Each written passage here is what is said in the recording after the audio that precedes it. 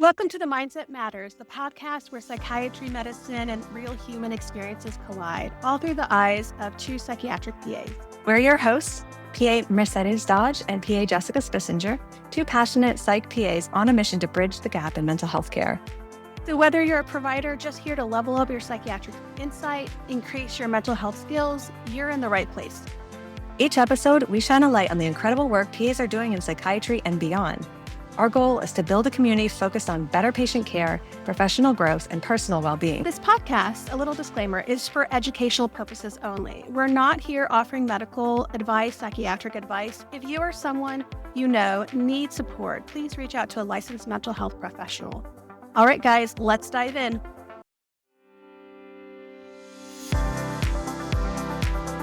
Very excited to welcome today's guest. We have Elisa Hernandez Hock, who's a lead psychiatric PA in outpatient psychiatry and emergency psych crisis work. You've been in this field for about 2 decades. So just really excited to learn more about what you've been doing overall. I have a very interesting practice setting. Since COVID, I went hybrid thanks to my company. Monday, Tuesday, Wednesday, I work from home. Thursday, I was assigned to lead our PHP and IOP. I do virtual for them on Mondays and physically go to the site on Thursdays. Every other Friday, I go to our West Side clinic, which is the other clinic that I lead. We provide integrative services there. I do the psych portion. I have 2 other nurse practitioners that also partake, but I'm the one that has the most days there. I started that clinic with 100 patients and a grant. The integration comes from initially providing primary care for the psych patients. We implemented addiction medicine and then weight loss. We also have TMS and counseling services there as well. We've really grown exponentially to where we're actually looking for a new building. How did you come up with the idea of creating an integrative clinic? Like, was that your idea? Was it you and your supervising physician talking about the need that wasn't being met in the El Paso area? So when I first started my first job, so I've had 2 jobs out of school, which is not a lot for 18 years, but that's what I was selected for. I did acting, but we had a family nurse practitioner. That was my goal. I felt that was the best practice for psychiatric patients. It just never really happened. And then I shifted into the mental health authority. They were the ones that had this idea. This doctor was retiring and they absorbed some of the patients from private care. The other patients were psychiatric patients from the mental health authority that we were able to transition into this clinic. No, it wasn't, my idea, but I was very ecstatic at being able to participate in a project of the such. And then, like I mentioned, we started with primary care, and this doctor has implemented different specialties that are integral to the treatment of psychiatry. We work really well. He might actually see patients. He might get discharges from the hospital and they're solely substance use. And then he is able to see that they have a psychiatric condition and refer them to me. Vice versa. I will have patients that have never been treated for substance use and are given a diagnosis both in PHP, IOP, and then the outpatient setting. That's incredible. I am just so overblown by all of that. And I have so many questions, but I just want to kind of have a bit more context about the area you've been working in. You're in the El Paso, Texas area? I am. I grew up in McAllen, Texas, which is a border town. When I started at Texas Tech, or when I did my interviews, that was my question. I said, what's the likelihood that I will be able to transition into a rotation in El Paso? And program director was like, okay, that's kind of bold asking this question. You're not even in this program. But I really wanted to make sure that I was going to have the right tools and rotate in a patient population that I wanted to serve. So my idea was never to stay in El Paso. I got here in 2006 as a student and did my rotations. Before I graduated, a doctor called me and said, hey, I looked at your CV. I actually took it from somebody else, and I'm really wanting you to come and interview for a psychiatric position. I was like, okay, I haven't even graduated. I was doing my ER rotation, and I did. When I went for my interview, I spoke about why I liked the area and why this area was very similar. A lot of indigent care, very medically underserved. We get a lot of autonomy in El Paso because we don't have a lot of psychiatrists. That's the reality. We have a military community, New Mexico, that's 5 minutes away, and a lot of immigrant community as well. It felt very natural for me to stay here. I have found a lot of great opportunities through that physician that gave me an opportunity with my generalist experience. I've really enjoyed it. I've done inpatient care. I've done an observation unit. My first supervising physician enrolled me in our crisis call like 15 years ago, which is really meant for doctors. Now they integrated, I'm the only PA that's ever served and NPs as well. We basically service the entire New Mexico community and the surrounding to El Paso. It's all the intakes, all the hospitals. We eventually created a CIT unit, which is a crisis stabilization unit where a police officer and a caseworker go out. You're the provider on call, which usually for me, it's about every 8 weeks. We are on for 7 days, 24/7, and it's pediatric and adult. So it really has fermented my abilities as a psychiatric provider, allowing me to understand good disposition of care for patients and linking them to services in the community. So there's a lot that I've done within the 18 years, and I feel that has been an amazing opportunity that only a location like this would have afforded me. Yeah. And it's so interesting to me. You kind of answered my next question, which is how you wound up going into psych. And it sounds like they presented this as an opportunity. You went for it. Had you considered psychiatry prior to that? And did you ever think you'd stay in psychiatry for so long? So I took the less traveled road to medicine. I was 17 years old when I was accepted to medical school.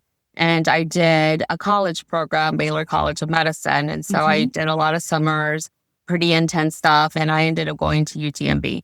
Around my third year, I was almost probably halfway done through my third year. I had a lot of setbacks. My grandfather passed away. My mom started having seizures. And my father had died when I was 9 years old. I was the oldest and only adult to take care of my youngest sibling. So what I had to do was drop out of school, had started having a lot of panic attacks as a result of everything that was going on. The loss of my father, growing up very impoverished in McAllen. And this kind of experience was very traumatic for me. I was a medical student. I remember being told, if you need time off from this, you have no business being in medicine. I remember walking away from such a huge opportunity and saying, this is not the last that you've seen of me. I worked at MD Anderson, and within that same year, I ended up doing a lead position as a research coordinator for the anesthesiology department. I remember having a vasovagal syncope because a doctor just started screaming at me because he was upset about something. And I remember knowing this is not the place for me. I need to go back into where I have more independence and I have more control over my setting. And that I applied to PA school and thankfully got in. PA school wasn't a second choice. I had the ability to go back to medical school, but I understood that at that point, that's the boundary I need to set for myself, the best thing for me, because it has allowed me to have an amazing work-life balance. The company that I work for now, I've been with them for almost 12 years, and I have a 30-hour schedule. I still work full-time. I get all the benefits. I'm definitely there for my kids. I get to do a lot of what I call my extracurricular activities, being NPA moms in leadership for the last 6-7 years. And all of the other things to really promote and advocate for our profession. Long story short, I think psychiatry was a wonderful fit. I tell patients that it's really easy to look at someone and think their life looks just great and so put together, but you don't know where they come from and you don't know their story. Even though I'm sitting at the other end of the desk or the couch, I've experienced a lot of pain, and it's a pain that I can go to in a second. Push through that pain and utilize that pain to help other people is what makes a difference in my patient care. Yeah, I think that our lived experiences, we can really channel that into connecting a trusted relationship with our patients, especially in psychiatry, where A lot of people are coming at a high level crisis or they don't know what direction to go to. And so you jump in with already known empathy. You're not scared of what they're about to tell you with your lived experiences and your brush against trauma. You still have this passion to give back. You've held so much leadership positions, both in PA Mom. Can you tell us a little bit how you got into PA Mom and what it is for our audience? Of course. So PA Moms is wonderful organization. Started with a, Facebook group that Raquel Akaban started. I came in 2017, which is when I had my daughter. I always say that I would probably have not had a traumatic first birth had it been for me not finding PA Moms after. It has just grown from a couple thousand members to now 20,000. I came on the newly created leadership team around 2018. I subsequently had another child. It's been a great opportunity for me to get to know other PA moms. When I got here in El Paso, I was like the only psych PA. Now there's more PAs, but it's nurse practitioner dominated. It's been a wonderful experience getting to know other women in the same boat. As you can tell, I'm in my van doing this interview because I'm doing the interview in between drop off and starting work, going home. So that idea of being able to manage and have a village for those of us that might not live close to family, that's really the heart of PA Moms. And then we did create an APA organization, which is PAWE, PAs for Women Empowerment. I was the founding vice president of that organization, which still continues. I greatly promote it because it is the lobbying capacity for PA moms. I encourage everybody to join and become an active member, even though our profession is female dominated. A lot of leadership positions are male dominated. I always say, if you have this fire inside of you to create a change especially for us women in medicine, PAWE is, definitely the way to go. Yeah. With the APA survey last year, it reported that females are about 70% dominant for the PA profession. And when you look at leadership in both healthcare organizations as well as the PA constituent organizations, it is male dominant. Having a PA mom group, an empowerment group that is able to voice that is not, equal or equitable is really critical. And I give you so much respect in being involved with your busy life as a mom. I completely agree with you. We're not alone. And I think sometimes we feel alone. PA Mom has been a great support when we as moms experience more adversity as we get older. I can talk about menopause. About how the changes happen. I'm equaling into that right now. Today's my birthday, actually. So yeah, I totally get that whole, lack of awareness of providers for women's, there's these gaps in care that I'm just like, wait a minute, you want me to do nothing about this? Elisa, I'm just meeting you for the first time, but I was reading up a little bit of your history that you sent us, and the word that kept coming to my mind is trailblazer. This woman is such a trailblazer, and it makes me think about the role of mentorship you had as you've been forging your own path. Do you see yourself in a mentorship role as well? Oh, definitely. Coming from where I come from, my dad was a dentist, so I did see medicine very early on. My mom didn't know how to drive when my father passed away. She was 28 and my youngest brother was 7 months old. I grew up not having a lot, not having a car. My brother, we'd have to walk him to the hospital because he had, a lot of bronchitis growing up. I wouldn't say I had a lot of mentors growing up. I had a lot of teachers that believed in me and always helped me learn more. I just had this innate thirst for knowledge. My mom sat me down and the way I am with my kids, my mom sat me down after my dad died and she said, you are responsible for your future. I can't pay for anything. It's up to you to be able to access those, whether it's a scholarship or something. What she did say, though, and how she was an example for me is that she always worked very hard. Despite having all three of us and not having an education, she made the sacrifice of staying here. She could have gone back to Mexico. She has brothers. They could have taken care of her. But she decided to make the same sacrifice that my father had. My father had sold his practice and worked at a meat factory because those were the ideals that America had the opportunity that he knew a female like me could be afforded. I really thank you for that compliment. I actually grew up in the faith and I'm Catholic. I had nuns that were studied teachers and nurses, and they were also a vision for me of female empowerment. I went to school and had a lot of professors. There was a couple of PAs that were really helpful in my journey. Probably one of the reasons why I stayed here was my last rotation was an ERPA, and she was just awesome and very supportive and provided a lot of that maternal bond that I needed. And then when I had the opportunity, I worked as adjunct faculty for my alma mater, which is Texas Tech. My brother was in that program, so he's a PA as well. My inaugural time teaching, my brother was in there and he was texting me. It was one of those funny things that I get to share. And after that, I did set up with my first job. There still is a rotation for PAs from my alma mater. Now I do free mentorship for pre-PA students. I don't charge, don't ever think of creating a business. Most of those students don't have a lot of money, and I would rather them use their resources to pay for their applications or whatever it may be.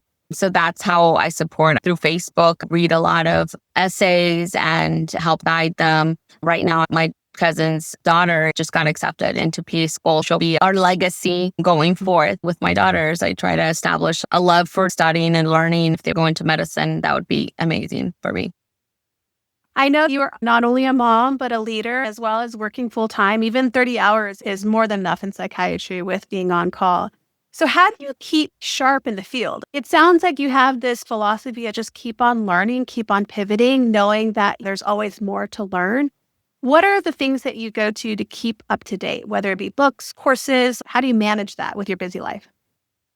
I do a lot of online courses. I had not gone to a conference in 9 years because I knew my husband wasn't going to be able to help me if I was gone. I do a lot of the Harvard courses. I did one in person before I got married, before I had kids. I've just done a lot of their courses. I've done NEI. Recently, I went to the PA Moms Conference. That was my comeback after so many years of not being in conference. It was very rejuvenating. It was amazing to meet all the leadership. Got to do a lecture for trauma-informed care. Guest lecturing allows me to present information in an updated way. Those are the ways I keep track of new advances. When we integrated family medicine, that was not as hard. But when we did addiction medicine, I had to learn about Suboxone, Vital, and all of these things that I kind of knew about. But as a part of the team, I have to really know what it is that I'm transferring patients to care. And then now doing PHP and IOP, which I had never done, it's been another opportunity to work more on the therapy portion and not so much just the medication, but also the different trauma-informed care approaches that I can bring into the clinical setting, since a lot of the time patients doing PHP and IOP, you have some that have never been exposed to any psychiatric care. And then you have patients that have been exposed to a lot of psychiatric care that are not finding the right answers. So I feel being exposed to different things and utilizing a lot of online resources has helped me a lot.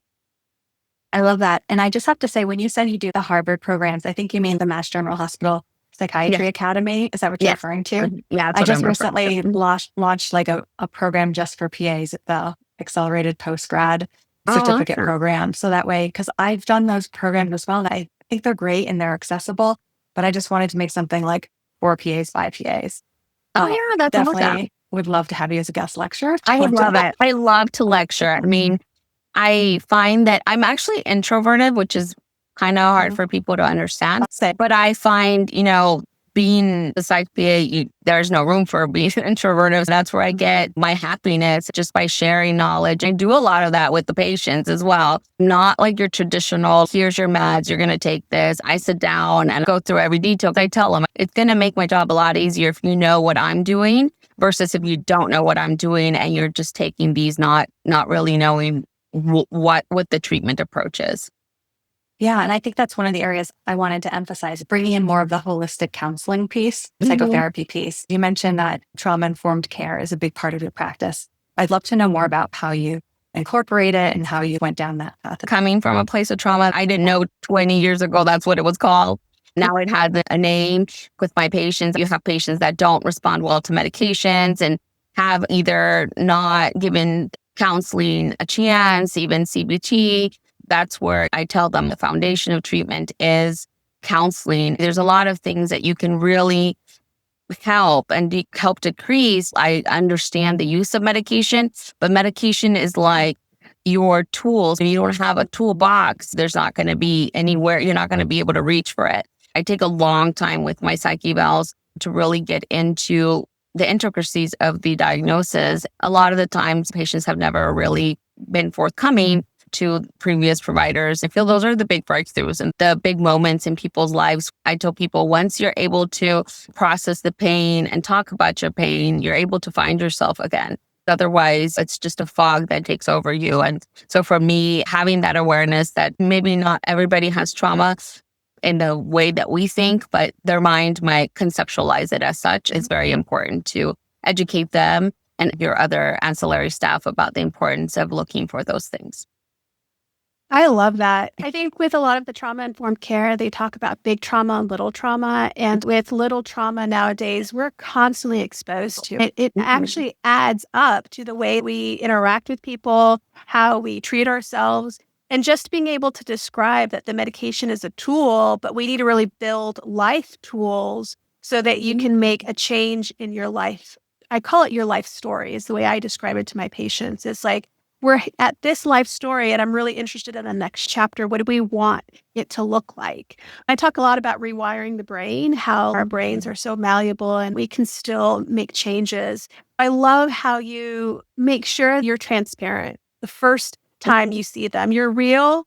This is your life. And you take that with so much respect. I love your approach. Thank you.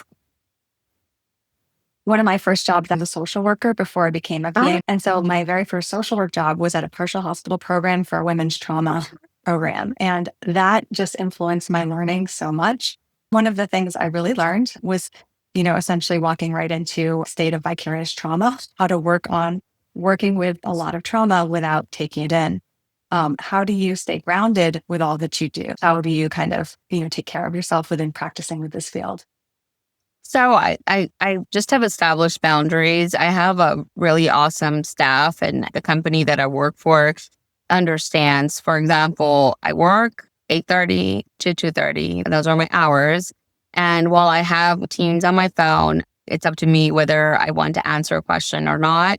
Those are my hours. And thereafter, in order for me to maintain a mental health that is at par to doing all of these things, I separate my work from my work and I become a mom. And that's when I'm on call, that's the only time I am answering the phone. My husband helps me out a lot during those times. I remember one patient where they want to speak to you at all hours. If they're having a crisis, we have a crisis line, a crisis team. We have all the tools for them to, and I tell him, it's kind of like when you have a physical ailment, and you don't go to your family doctor at 9 o'clock. You go to an urgent care, you go into an ER. It's the same thing with psychiatry. And creating a dependence to the provider is not healthy for patients. So, I'm a tool, but I'm not the only tool. They have various ways of dealing with crises. And I don't give out my personal phone number. I know a lot of people that do that.